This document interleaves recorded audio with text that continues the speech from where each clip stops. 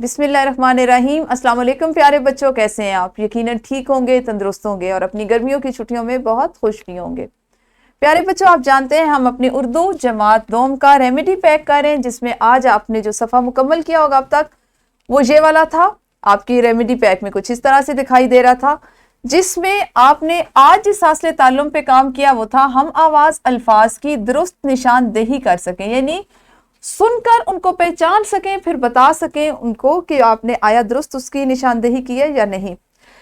इसके लिए आपको इस QR कोड में एक वीडियो लेक्चर दिया गया था, जिसको आपने देखकर फ़ायदा उठाया होगा कि किस तरह से आप जो आपके हम आवाज़ अल्फाज हैं उनको देखते हैं, उनकी पहचान कर सकते हैं। इसके साथ साथ आपने जो आपका 5वां हासिल ताल्लुम है वो भी इसी वीडियो लेक्चर में मौजूद है। आपने उसको भी जब मुकम्मल करना है तो इसी को देखना है, ठीक है। फिर आपने यहाँ पे सरगर्मियाँ की होंगी, इसकी एक सरगर्मी यहाँ थी और दूसरी यहाँ थी। यकीनन ये सफ़ा आपका मुकम्मल हो गया होगा। हम बात करते हैं कि हम आवाज़ अल्फाज हम किस वक्त इस्तेमाल करते हैं, कैसे बनाते हैं। आप जानते हैं हर चीज़ में हम अस्वात पढ़ चुके हैं। अस्वात से मुराद होती है आवाज़, सौत किसी चीज़ की, किसी भी चीज़ की आवाज़ जो है वो उसकी सौत से उसकी पहचान होती है, ठीक है।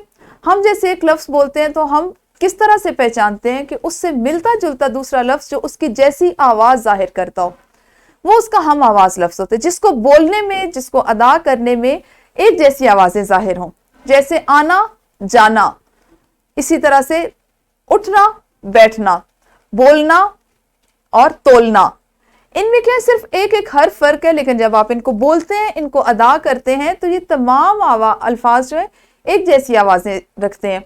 हम आवाज़ अल्फाज हम आम तौर पर नज़्म में इस्तेमाल करते हैं, क्योंकि नज़्म में आपके अशार जो हैं उनको एक वज़न पर लाने के लिए हम आवाज़ अल्फाज का इस्तेमाल किया जाता है। आम बोलचाल में हम आवाज़ अल्फाज को उस तरह से हमने सादा जुमलों में इस्तेमाल करते हैं जितना हमें नज़्म में ज़रूरत पड़ती है। इसीलिए हम नात में इसको कह रहे हैं कि हमें पता चले कि ऐसे कौन से अल्फाज होते हैं कि जिनसे हम आवाज़ अल्फाज बना सकते हैं।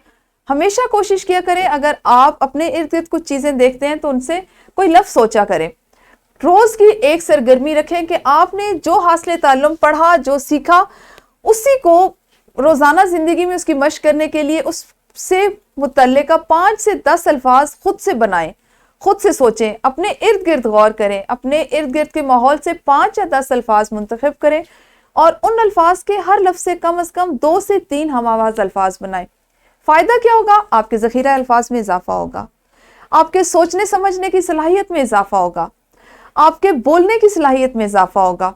तो ये वो तमाम चीज़ें जिनमें जितना आप जितनी बेहतरी लाएंगे, जितनी मुस्बत तब्दीली लाएंगे, ये आपकी शख्सियत से ज़ाहिर होंगी और ये आपके इल्म में इजाफा करेगी। कोशिश किया करें इर्द गिर्द की चीज़ों से सीखें, ना सिर्फ सीखें, उसे दूसरों तक भी पहुँचाएं। कल कौन सा हासिल ताल्लुम आप पढ़ेंगे, उस पर क्या करेंगे, इस पर कल बात करेंगे। उस वक्त तक अपना ख्याल रखिए। अल्लाह हाफिज़। शुक्रिया।